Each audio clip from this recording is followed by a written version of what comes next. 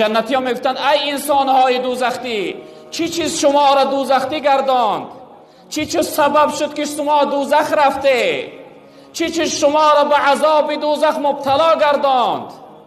برادران بزرگوار، این جملهش اهمیت بده. چی جواب میگویند؟ چی جواب میگویند دوزختی ها؟ ما با چی خاطر دوزختی شدیم؟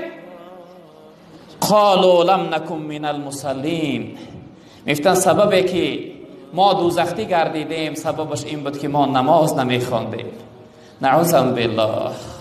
سببی که ما امروز به این عذاب دوزخ مبتلا شدیم سببش این است که ما در دنیا نماز نمیخواندیم. برادر بزرگوار، ای شخصیتی که نماز نمیخوانه، این جمله را خوب اهمیت بده که جنتی ها با دوزختی ها صحبت میکردن، میپرسیدن با چی خاطر دوزختی گردیدی؟ جواب میگفته که سببش این بود که من نماز نمیخواندم.